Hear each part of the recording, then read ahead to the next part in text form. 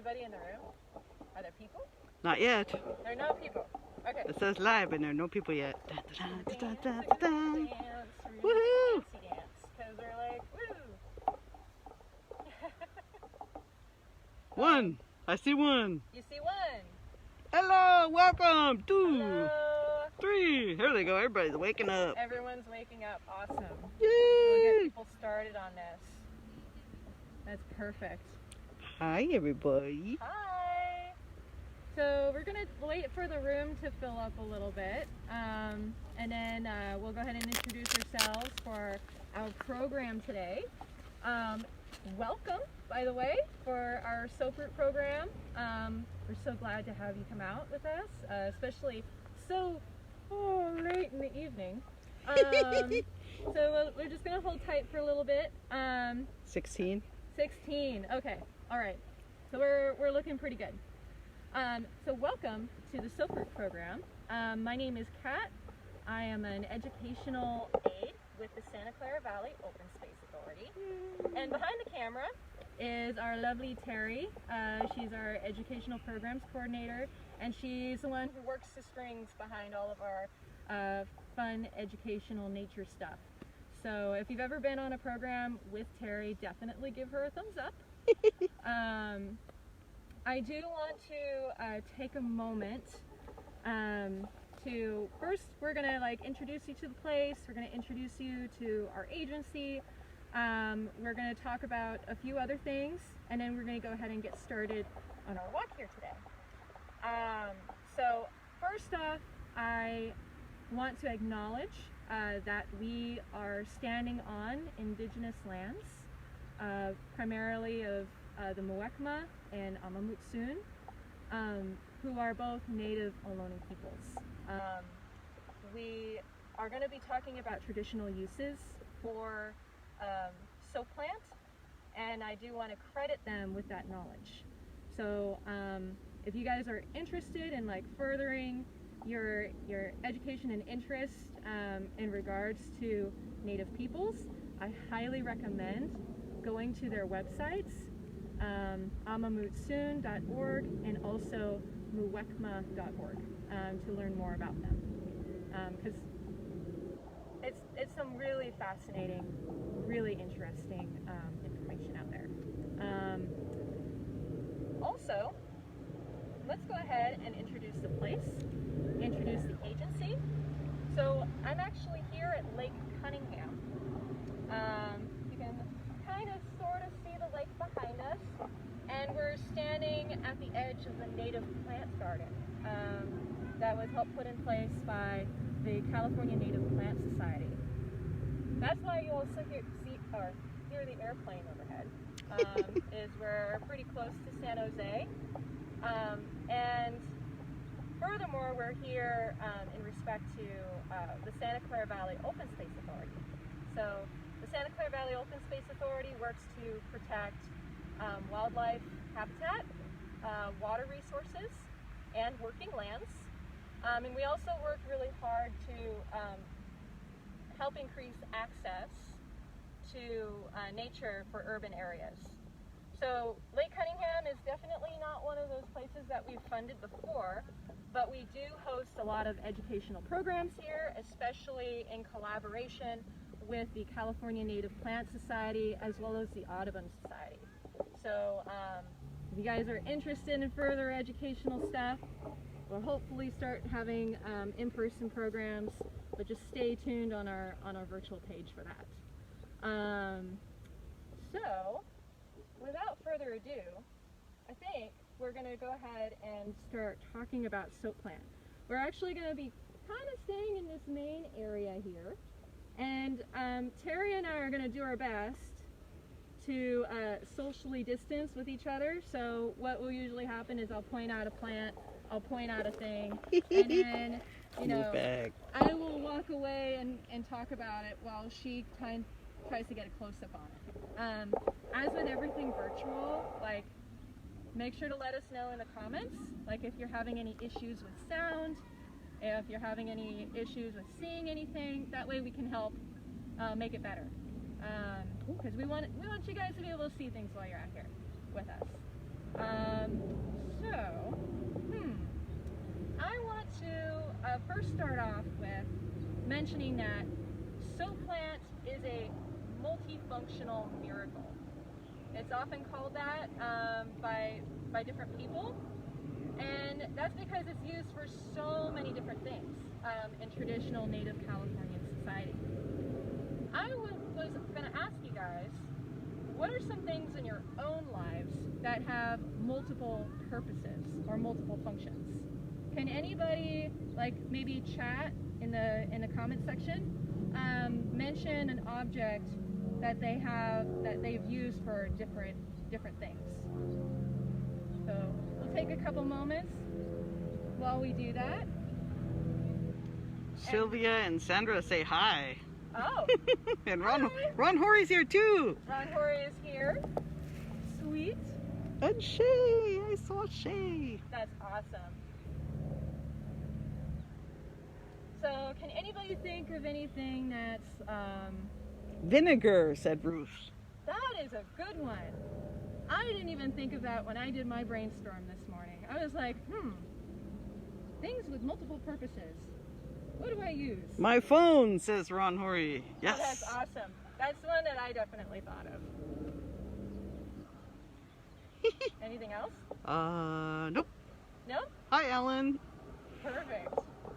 So yeah, I had a hard time thinking about things that I use for multiple purposes, and I think part of that is because our society tends to like specialize in things.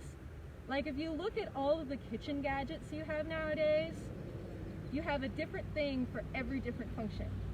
And that's actually really different than what traditional peoples often did. Many traditional peoples, they had plants that could do so many different things. And so that's what we're going to talk about today, is we're going to try to talk about the different functions of these soap plants. So before we really get into that, we're going to talk about identifying soap plants. I do have a plant right here. Luckily, Vicky let me borrow this. Vicky, one of our volunteers. And it kind of lost a little bit of its dirt because I had to slam on the brakes on the way over here. But in any case, you can tell that soap plant has, first off, when it first starts coming out, it has wavy leaves, and these are kind of wavy.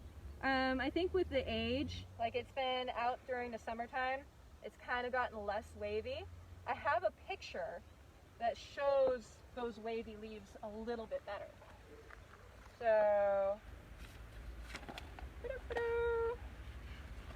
there's dirt all over my fingers already. Oh, here we go. So, maybe you guys have been out to an open space preserve or to a park and you see a plant that looks like that. And it, especially like November, December, maybe January, and the leaves have these like crinkly look to them. They're very, very wavy. So this is a young soap plant, or soap root. Most of the soap plants that we see today, or that we see around here, they are called wavy leaf soap plants, and a scientific name for that is Chloragulum Bless you. Pomeridian. Oh my gosh. Oh my gosh. Okay, it's Pomeridianum. That's right. Woo! Pomeridianum. Okay. And chloragulum comes from a root that means green milk, and it comes from basically the sap of this plant looks like green milk. Lee wants to know if this is the same plant as soapberry. No, it is not. Similar maybe, but no. No. Not even similar. Not even similar. It's actually, soaproot is basically, it looks like a lily and it's part of the agave family. Soapberry is, it's a dicot. So I'm pretty sure that's like a bush or a tree, actually. I don't know a whole lot about soapberry, but I know that it's not the same thing at all. That's cool that Lee knows about that, though. I'm going to check into that. Yeah, no worries. That's interesting. But yeah, so the green leaves, the green sap like I was talking about, and then Pomeranianum. Okay, so that is actually broken up into two words, which actually it means post-meridian. Does anybody know what that means? Post-meridian? Maybe take the two first letters of those words.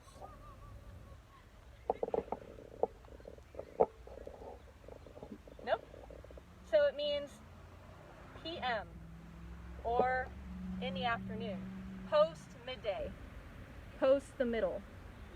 So these plants, our soap plants in particular, they do bloom in the afternoons and in the evenings. So I do want to give you a little bit of that vernacular, because a lot of Latin names do tell us a lot about those plants and how they grow and how they live. So wanted to mention that. Other things that you want to look for while you're thinking about soap plant and looking for soap plant, in about April and May, well actually a little bit earlier, February through April, you're going to see plants that have these long stems. They're not going to have the branches yet. They're not going to have the branches yet, but they are going to have these long stems coming up, and these branches are going to start unfurling around those stems. So I'm not sure if Terry's able to get that very well. We'll see. But that's around, like I said, February through April.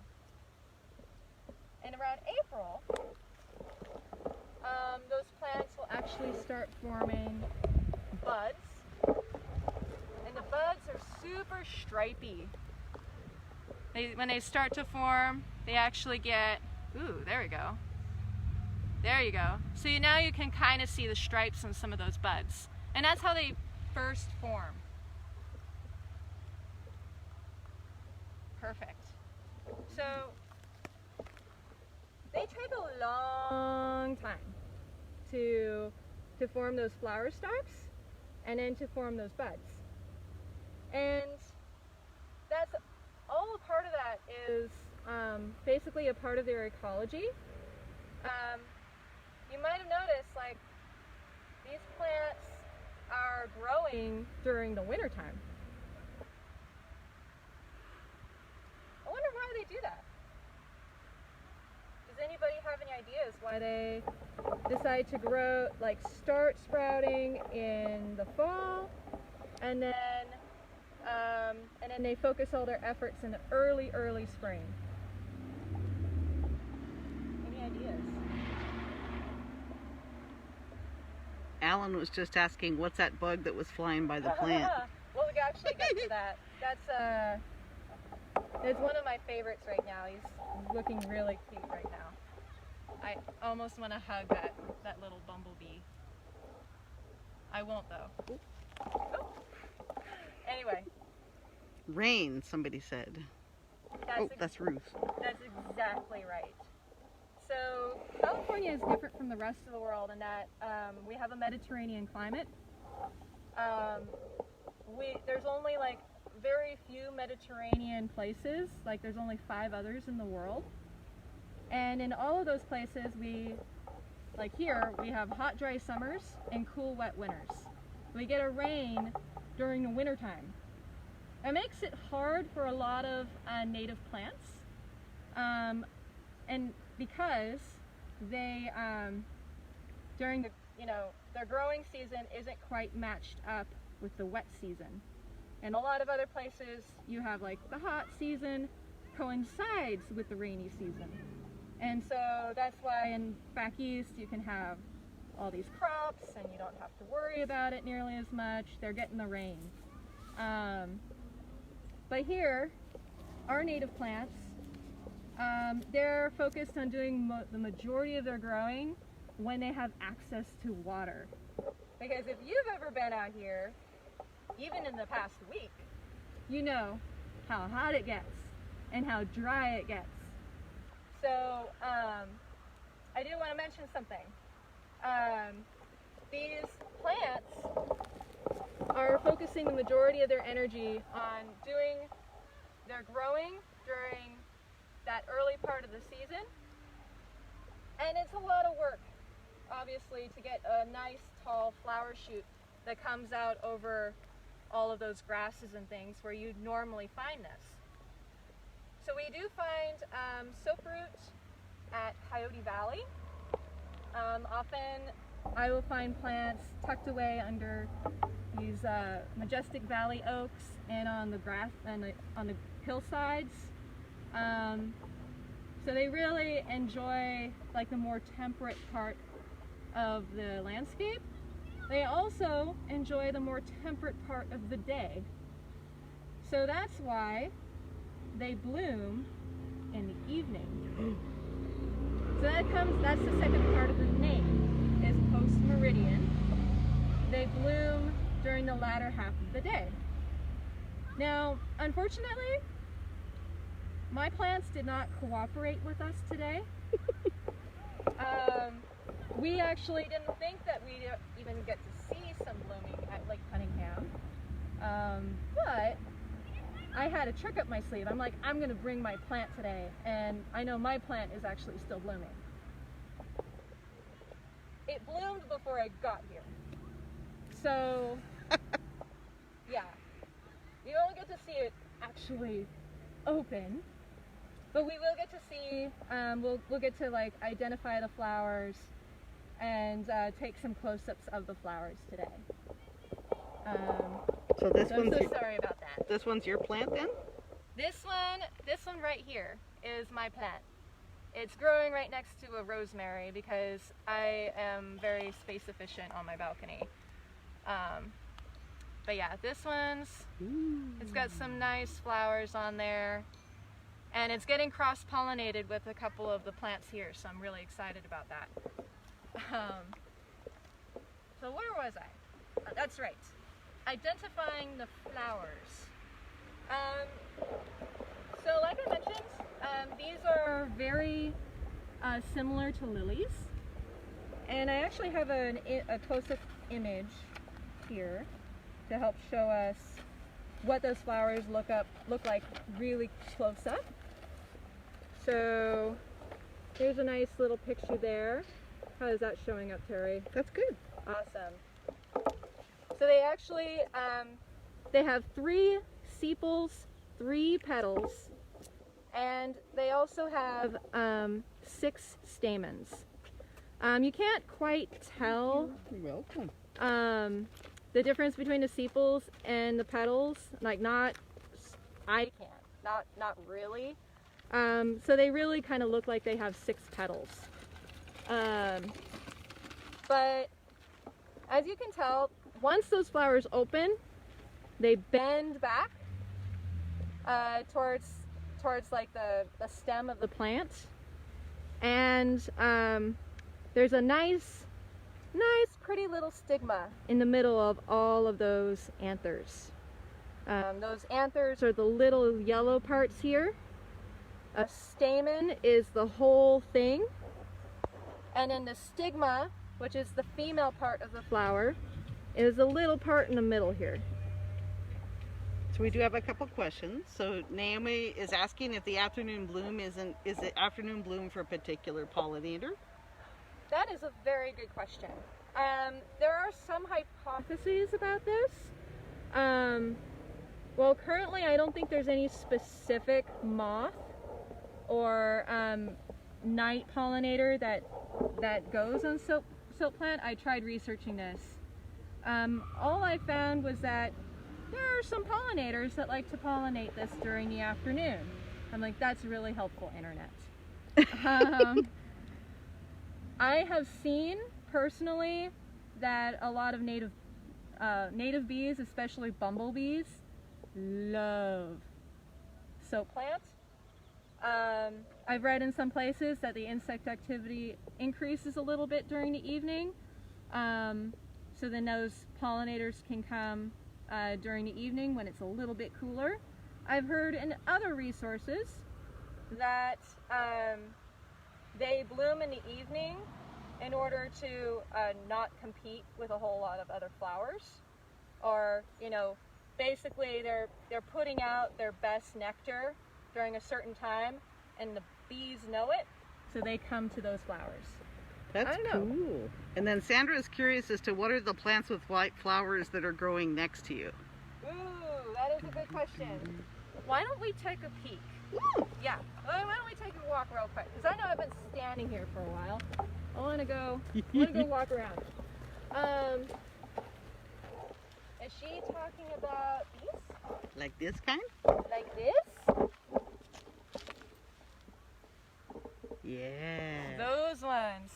So yeah, this is actually narrow leaf milkweed. We're super thankful to the California Native Plant Society for planting the milkweed, because it's spread all over the place. We actually have this milkweed in here. And then Terry was pointing out that there's white sage, so I think that's that one back there. Yes, Beautiful. I believe that is correct. We also have some buckeye trees that are just starting to go back into dormancy. And we also have, over here, Ooh. we have this buckwheat. This California native buckwheat here, which is during the heat of the day, like it's just covered in bees. It is a really beautiful plant to have in your garden. I would highly recommend it because it's a favorite for native pollinators. I want to also show you guys the yarrow over here, because both Terry and I were ogling it earlier.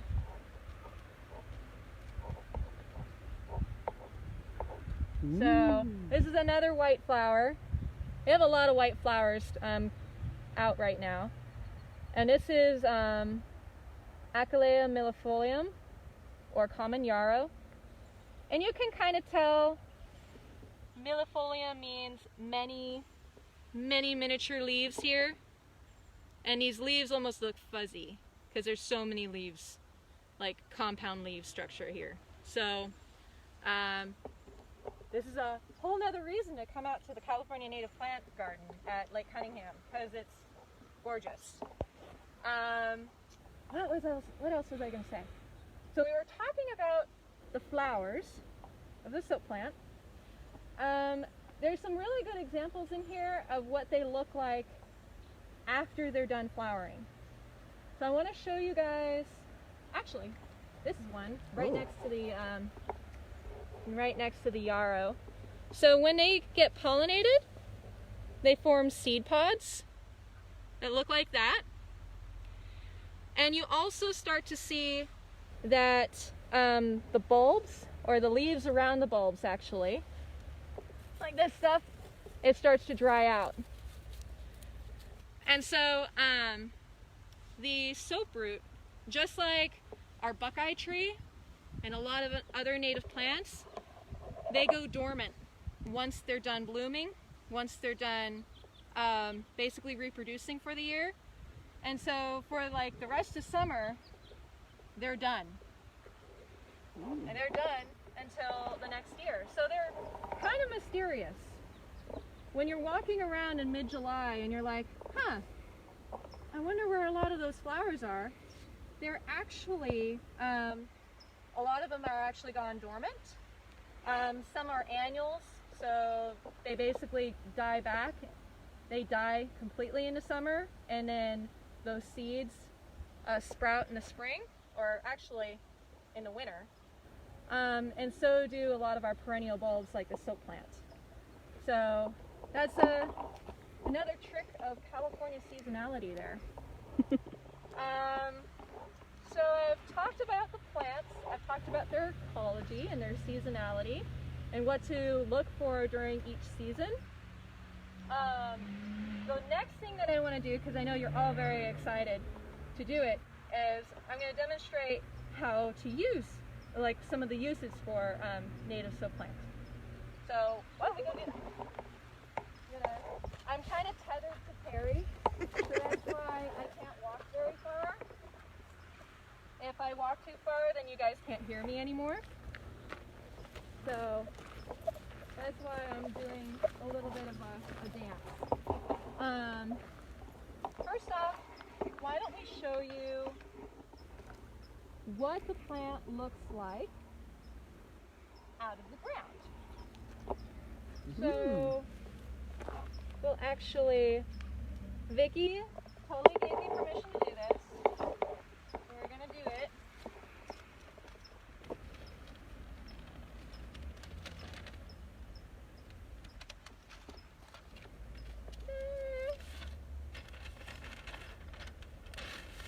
Good use for newspaper.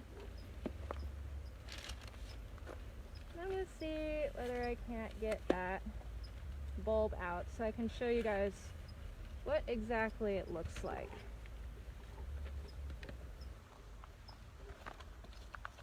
Woohoo! We got it. So this is actually more of a twin, kind of growing together. But one thing to notice about the plants is that they have a lot of hairs around the bulbs.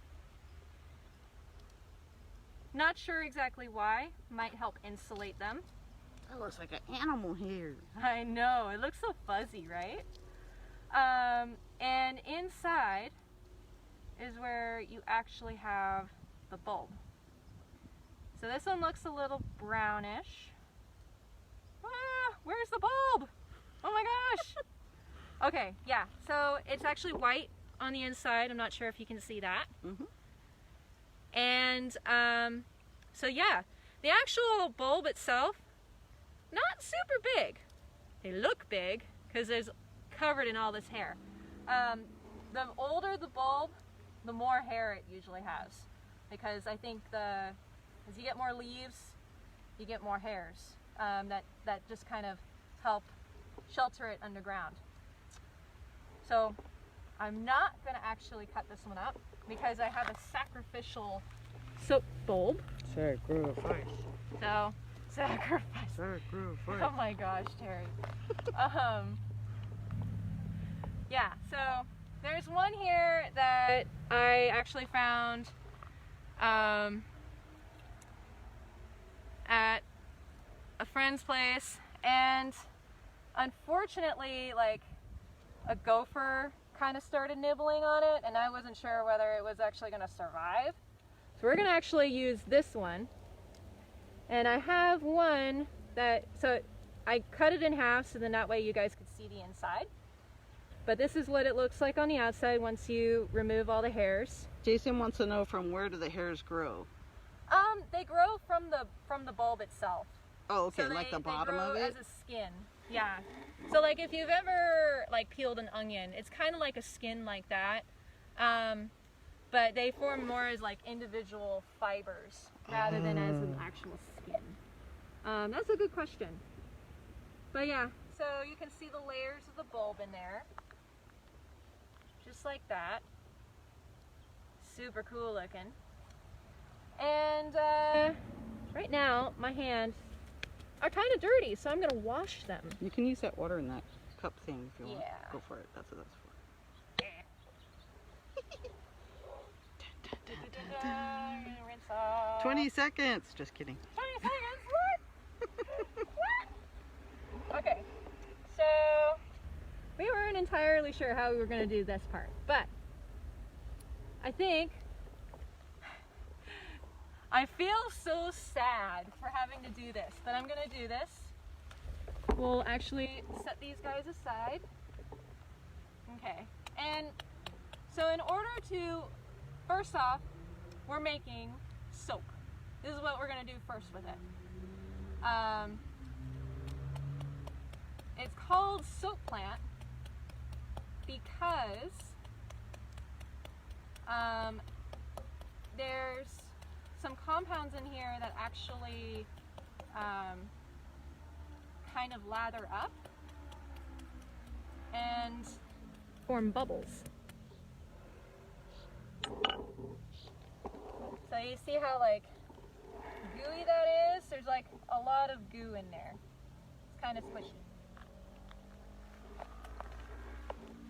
I'm gonna pour some water. This is a strong smell. It does? I can't smell anything. I have a mask on. Oh, there we go. Soap! So yep, I have soap. Oh my gosh, it's so gooey. It's a gooey soap.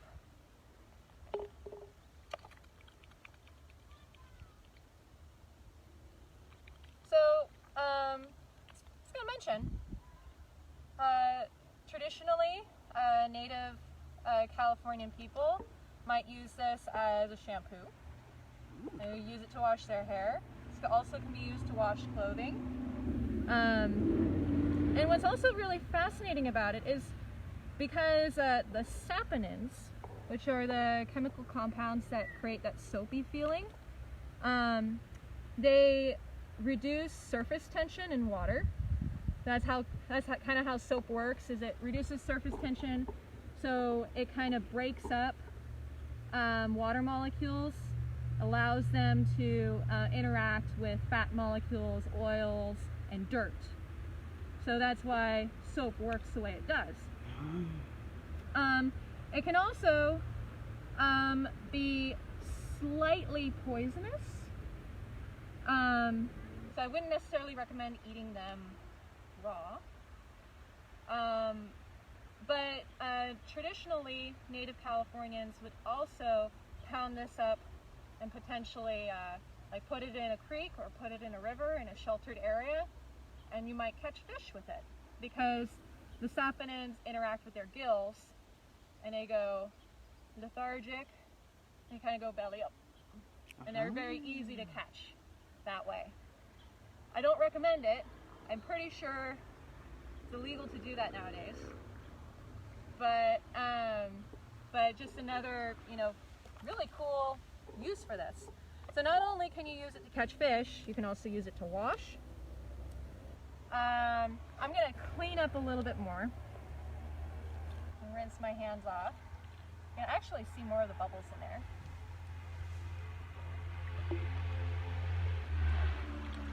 Look at that. Whoa. All those bubbles.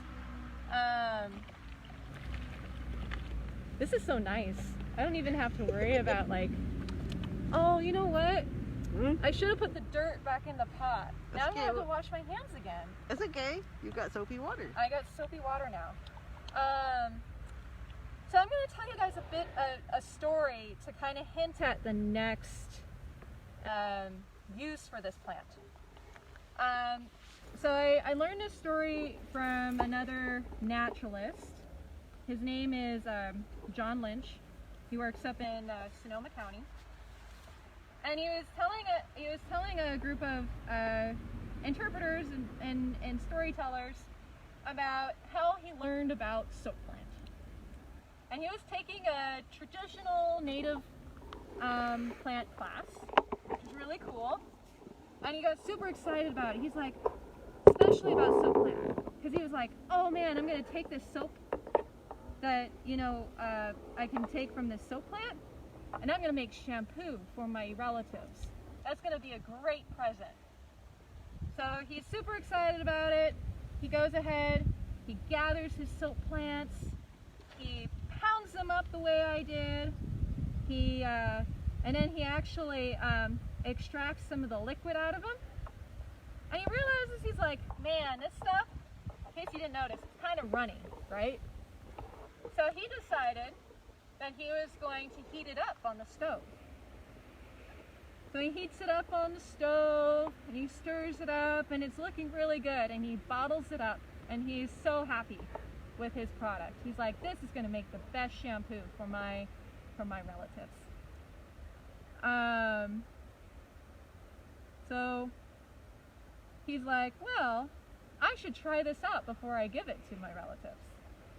So he takes a bottle of the shampoo and he takes it into the shower, and you know, he gets some of that shampoo and he rubs it all up in his hair, and he's super happy. He's like, oh, this is so good.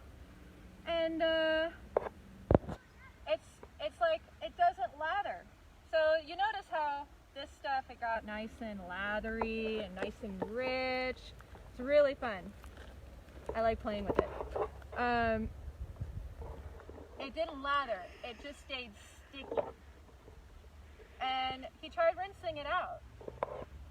It didn't rinse out. What? He panicked and he got out of the shower, and then he put olive oil in his hair and he put like peanut butter in his hair to try to like get it out, because like it was almost like tree sap. You know, if you've ever gotten tree sap in your hair, best option is use olive oil or peanut butter or something like that to get it all out. Didn't work. He had to cut all of his hair off. Oh my gosh. What happened? That's what I'm going to ask you guys. I'm going to ask you guys to be Somebody did here. spill the beans.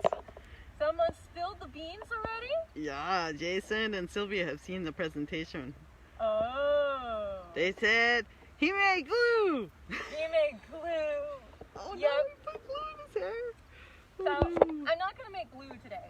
The reason being is I don't think the Rangers would be super happy if I had a fire and I tried cooking some soap plant. Not to say, like, if you have your own, I'd totally go for it. But native peoples would use the soap root.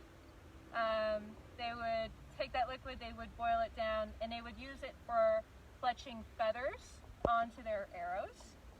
They would also use it for making, gonna pull out something really neat here. You'd also use it for making soaproot brushes. So go ahead and, I have hairs all over my hands. And take a look at the handle there. So once the glue actually dries, it forms a nice hard resiny type form here. And so, in case you didn't notice, those are actually soaproot hairs. You just take the hairs and you tie them up, and then you wrap some of that glue around the hairs and form your handle, and then you let it dry. You got yourself a soaproot brush. Cool.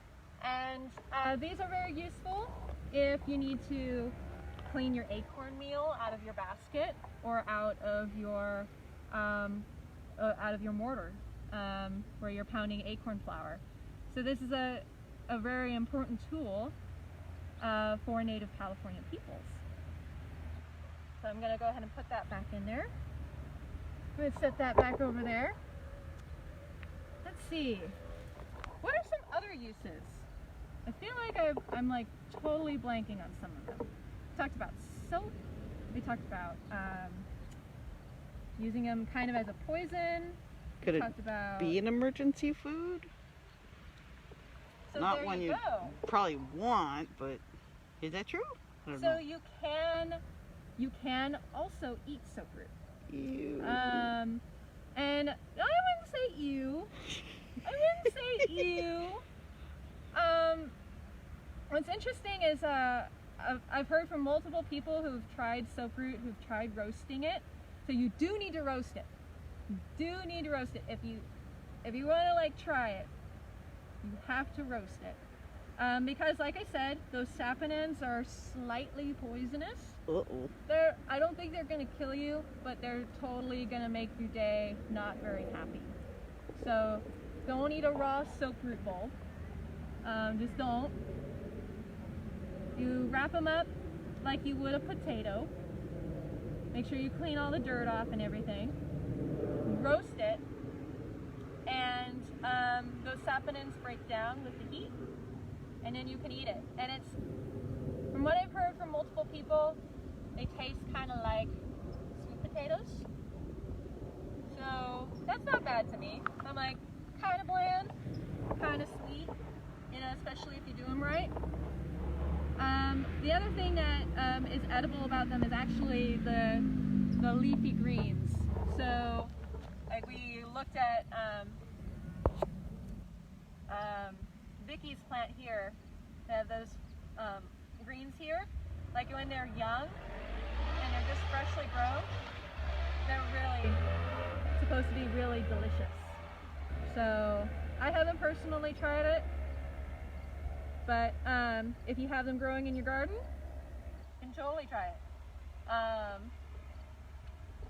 And it was like one of those foods that you would try to get at the end of summer and towards fall, because you're like, well, everything's like been dead for a while, and you kind of want some leafy greens, you want some fresh vegetables.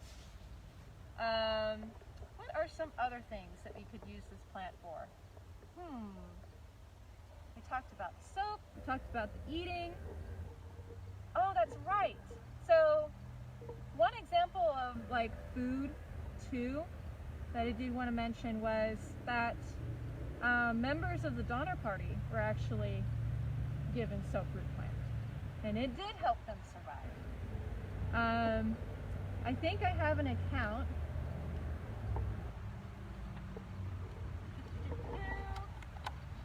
So it says, so Patrick Green, who was a member of the Donner Party, he wrote in his diary on February 28, 1847, a solitary Indian passed by yesterday, come from the lake, had a heavy pack on his back, and gave me 5 or 6 roots, resembling onions in shape, taste, some like sweet potato, all full of little tough fibers.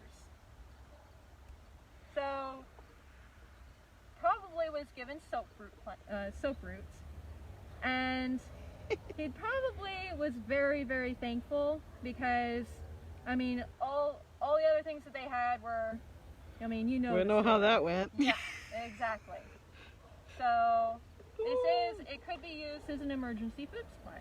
Denise wants to know if you have to cook the greens. You can eat the greens both raw and boiled.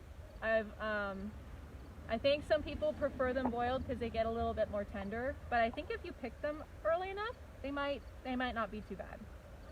But they do get stringy because they are a part of that lily family. They have and they obviously have a lot of fibers around the plant, so it doesn't seem too far for me to want to cook them. Any other questions? Do you have any other questions in the chat? Perfect. So I think where are we on time? So about 7:42. 7:42. Not bad. So yeah, I ran through this a couple of times, and it was like, how fast do we want to go? How fast do we want to go? I'm kind of curious as to what made you so curious about soaproot to begin with. I mean, in my background, let's see, in college I studied a lot of anthropology, actually. And one of the biggest topics that we covered was native plant use, especially for basketry. So I'm a big fan of California native baskets. And it kind of evolved from there. I learned a lot about native plants through basketry and through other native plant uses. So that's something that I've always been particularly interested in.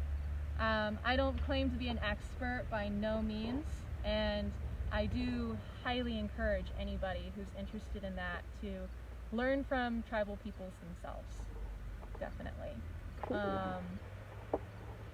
Why don't we get some close-up footage?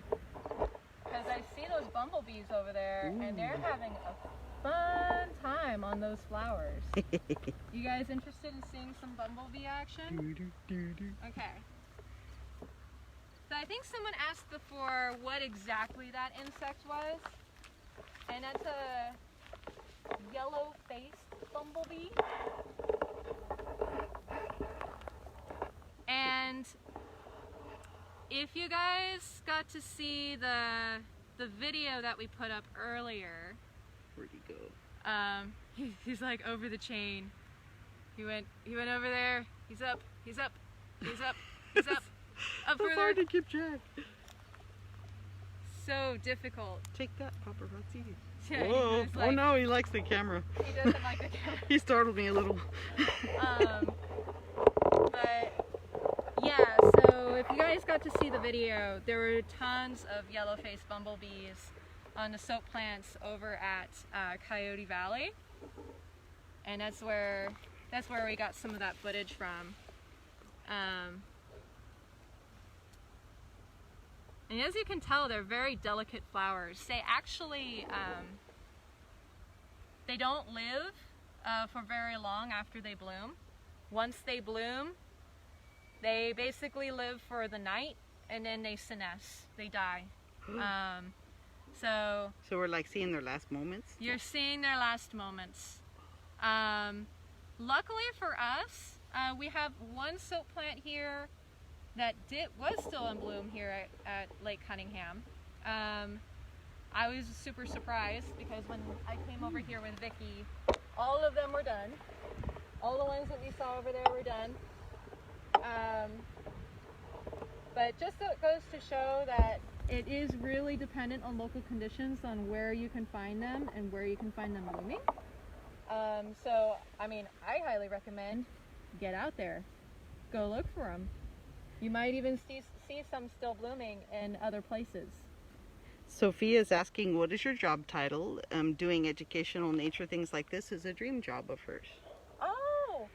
So my job title is, I'm an educational aide with the Santa Clara Valley Open Space Authority. So glad that you are interested in becoming a nature nerd like me, because this is really fun. Does she have any other questions? Like, any particular interests?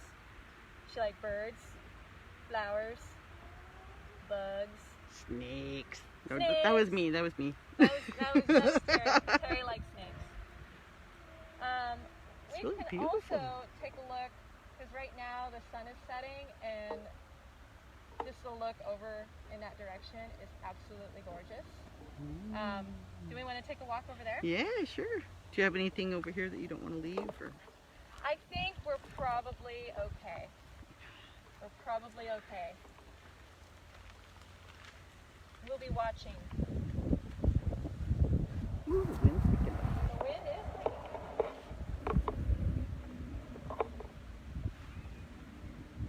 One that I didn't get a chance to talk about was this. Oh, we're at Lake Cunningham City Park. Yep. Lake Cunningham Regional Park in the city of San Jose. Yeah. So Lake Cunningham is managed by the city of San Jose, but I believe this actual, the native plant garden is primarily taken care of by volunteers with the California Native Plant Society. So if you're interested in planting native plants, weeding, doing nature stuff out here, I'd totally check out their Facebook page, check out their webpage and see about getting involved. We also have our own volunteer programs as well. So if you're interested in native plants, if you're interested in doing, educational programs, join us. Join the dark side. It's really fun.